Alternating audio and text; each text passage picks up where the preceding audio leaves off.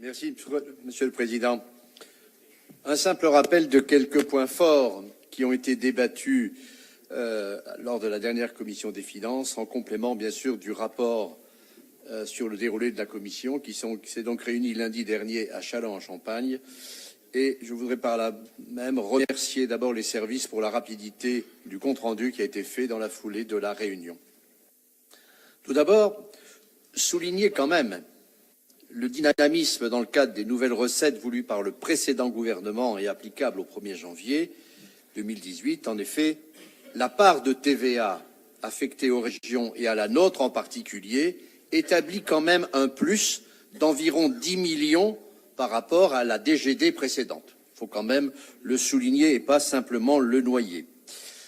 Par ailleurs, et je rejoins Marc Sébéran, il est regrettable que le gouvernement actuel soit revenu, comme le souligne d'ailleurs le Césaire, sur le fonds de soutien destiné à soutenir les interventions économiques.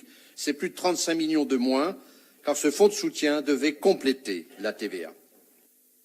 Et si aujourd'hui, mais cela a été dit, mais le répéter, c'est de la pédagogie, le poids des dotations baisse au profit des fiscalités directes et indirectes, il n'en demeure pas moins qu'en dehors des cartes grises, même si vous avez fait le choix de le limiter pour l'année 2018, notre Assemblée n'a aucune prise sur ces produits de fiscalité. Ça veut dire qu'effectivement, on est toujours à un taux de pourcentage de poids sur notre budget qui est extrêmement faible.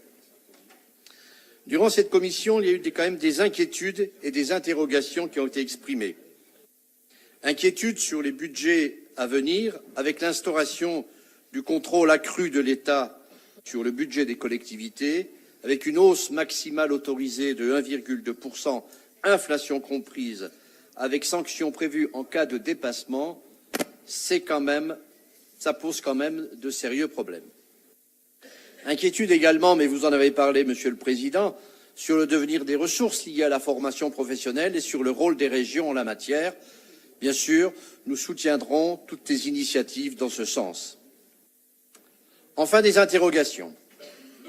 L'augmentation de l'emprunt d'équilibre sur le budget d'investissement paraît difficilement compatible avec un endettement annuel prévu à zéro dans des projections de comptes administratifs.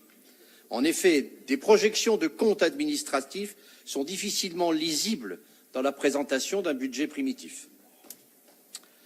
Enfin, une question récurrente, mêlée d'inquiétude aussi de la part des membres de la Commission concernant les fonds européens.